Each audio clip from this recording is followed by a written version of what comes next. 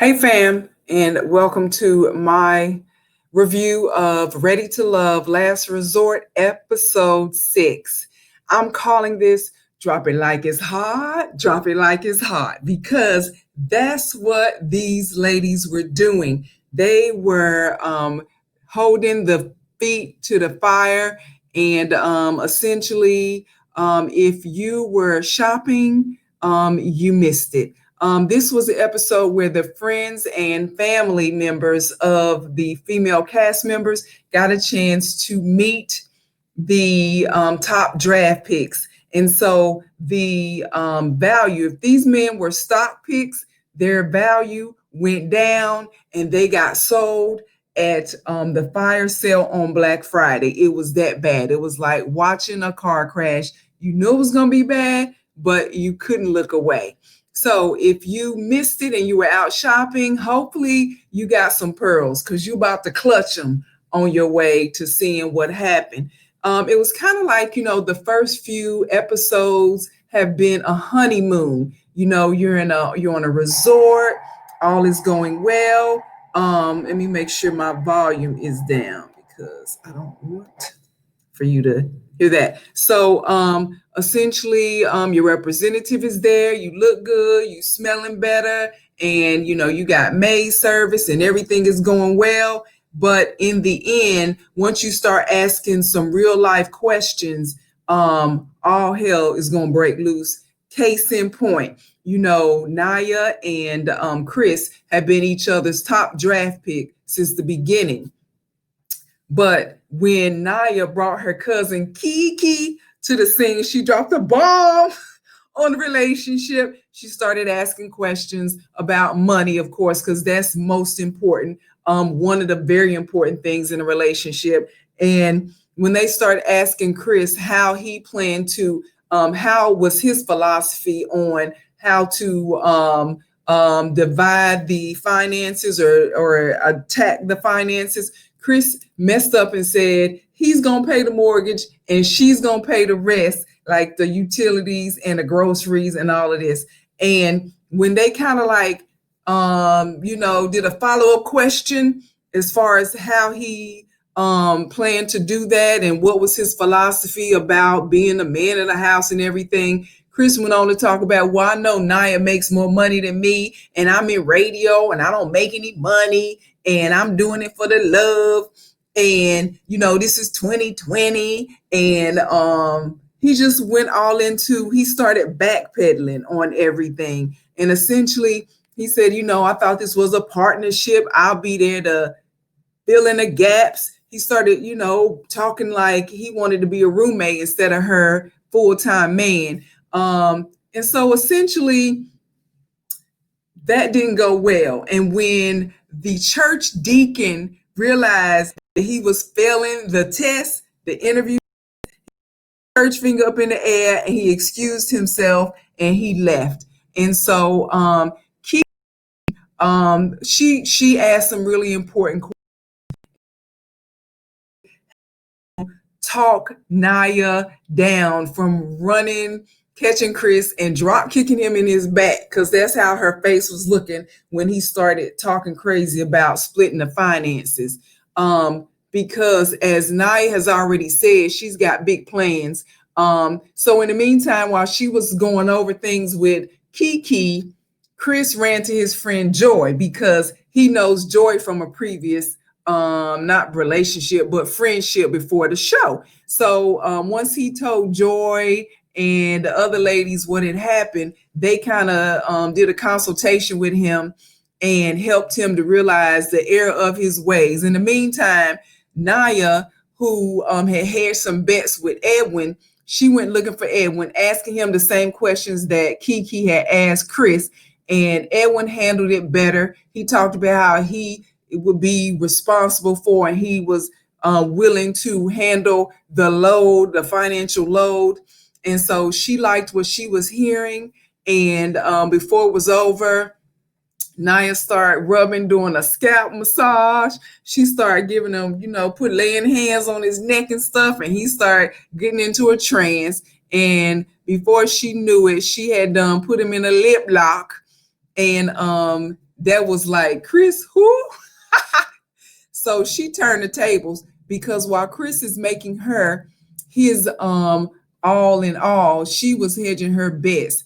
And so now Edwin, who previously had said that he was focusing on Winter and Joy, now's got a third person to think about. And so whether he's thinking about how Naya dropped Chris like a hot potato in tinfoil coming out the oven, or whether he thinks he's got a shot with her, who's to say? But in earlier in the day, it was a double date interrogation friend gauntlet when Edwin went to lunch with Jay, and they both went to lunch with Winter and Joy, and they met Winter's friend and Joy's friend. And so in that double date interrogation, they asked both of them, which one is your top pick? And so Jay claimed that he liked Joy better, and Edwin claimed that he liked Winter better, but it was before he lip locked with Naya. And so Joy's friend kind of said that Jay reminded her of a used car salesman. He didn't commit, but he was saying a lot. And on the way out, he knocked the wine on Joy's orange outfit. And so that did not leave them with the best impression of Jay. So that was what was going on. Chris was going to try to regroup and try to come back and find Naya and talk to her. In the meantime, Brian had his friend interview gauntlet with Alex's girlfriend. And so he didn't fare too well either. He got tripped up on the infidelity question. He was stuttering like I'm stuttering. When they asked him a question, he acted like he didn't hear the question.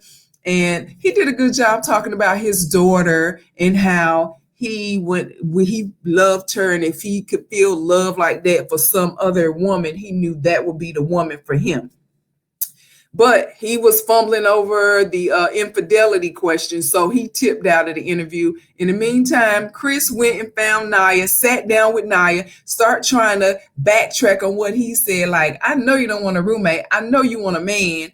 And so Naya, by that time, had done lip lock with Edwin. She had done emotionally disengaged from Chris. And the only two guys who really did a good job in their interview was Rashid. He met Adriana's friend, Pop Tart. And so he did a good job answering questions. And Anthony also was in the interview with Denise's friend. So Denise invited Anthony and Calfani to meet her friend. And so essentially, Anthony got tripped up on the infidelity question as well. So Calfani came out on the winning end on that because he talked about breaking generational curses, how he wanted to create wealth and be the man of the household and support his woman. And of course, Denise already, she in the background like, yeah, that's my man, yeah. She co-signed on everything he said. And so her girlfriend said that she thought Calfani was the best pick for Denise.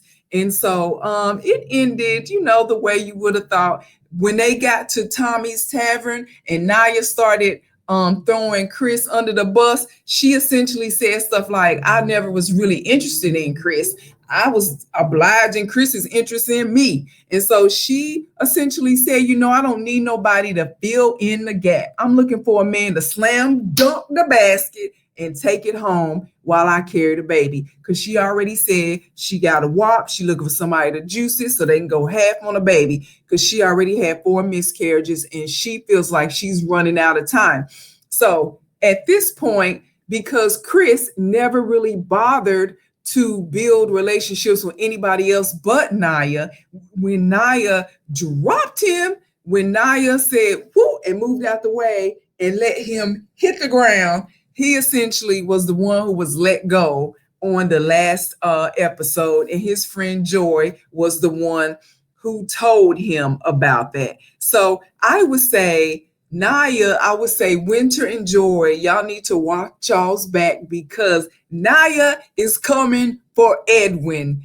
And the thing is, like she said, is Edwin gonna be in her corner and hook wanna engage with her. Now, going back to what Naya said, and how she feels about the situation, I agree with Naya when she says she's not looking for somebody to just be build a partnership and a relate and be somebody who's just gonna fill in the gap. Because as a business owner, a hair salon owner, and an entrepreneur type, she understands the need to work and hard work. So she's not like a gold digger looking for nobody to take care of her, but she wants a man who's willing to step up to the plate and take care of things, especially because she's already had 4 miscarriages. It might be an issue where she has in pregnancy, she needs to fall back and be able to know that everything at home is taken care of and she doesn't have to worry about paying the bills, running the shop, carrying the baby, taking care of her health. It's like you don't want to have to do it. You can do everything, but you don't want to have to do everything. Somebody who just want to fill in a gap, that's like having a teenage son that you let just pay the cable bill to show him some responsibility. You don't need the $50 a month, but you letting him work out his future in being responsible. She don't need no teenager. She don't need no other mouth to feed. She need a grown ass man who what gonna slam dunk and take the basket while she sits at home and takes care of baking a baby, basically. So that's what's up with Naya. And while I understand what she's saying and I agree with what she's saying, I disagree with how she did it, how she just kind of like dropped Chris without really giving him an explanation, although he knows what's up. He knows what he didn't, how he answered the questions. And while he's now at the home, at the house, at the hacienda, on the couch, in an unemployment line or whatever he's doing. But if he's on the radio, I just, the time to, although we all have passions, it is our responsibility to make your passion profitable.